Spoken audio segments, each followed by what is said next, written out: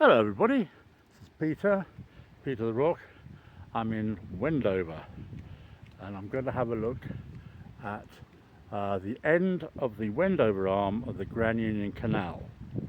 And I'm on a road, on a footbridge over the canal, and we reckon that the other side of this road there's a pipe which goes underneath Wendover village. I call it Wendover village because we met a very nice chap called Andy a little bit earlier who gave us a lot of information, and he called it a village. So I'm all for doing what the locals do, public footpath. It's a beautiful sunny day. It's still Tuesday the 12th of August. I think this is my 5th video in this area, and let's have a look at this. There's a "You Are Here." Fantastic. You are here. And look, ladies and gentlemen, boys and girls, as Terry Miles would say, we are right at the end of the Wendover Canal. The canal was opened in 1794 and was a busy trade route giving access to London and Birmingham. There's the Wendover arm, and we are here. So this area is all a little bit higher and is fed by springs. There are a few lakes and reservoirs. The Wendover arm, Grand Union Canal, 1793. That's about the start date of the entire Grand Union Canal, end of the 18th century. Of course, water flow is very important around here.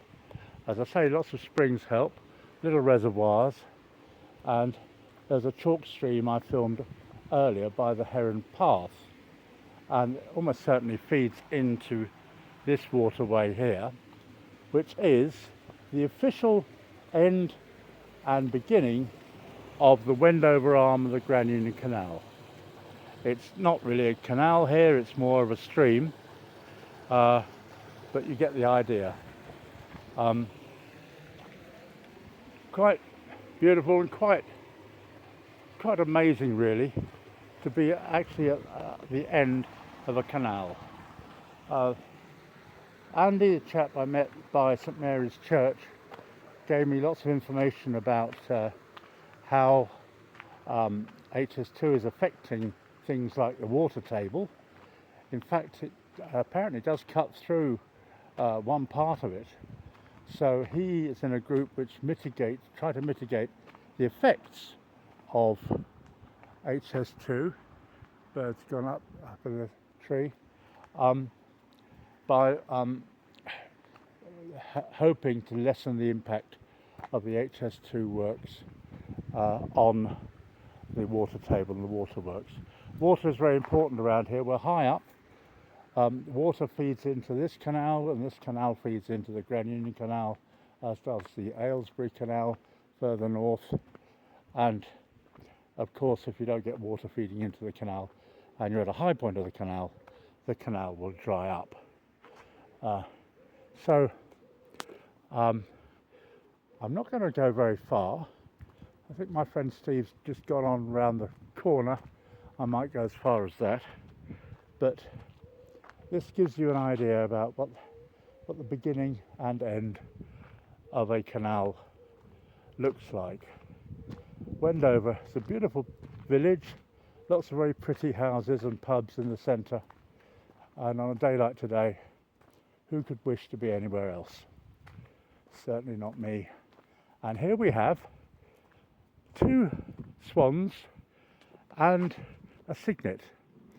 I think a cygnet is the word for a baby swan, and they are escorting said child up the river, having a good look round. Hello. I wish I had something to feed them, but I don't. And also followed by ducks.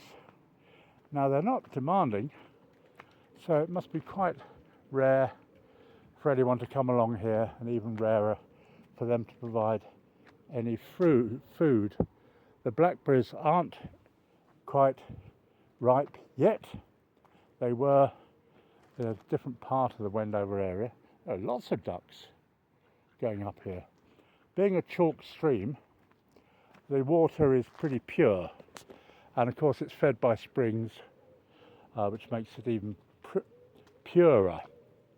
I don't think there's any prospect of this part of the canal ever being extended or built up, because there's very little point. It just goes nowhere, and commercial demand is no longer there. So here we are. And I think that's what I'll do. I'll just remind you that it's Tuesday the 12th of August. I'm Peter the Rock. Thanks a lot for watching.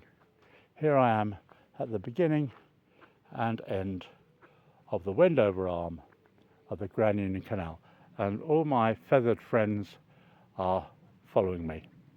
Thanks for watching. Bye.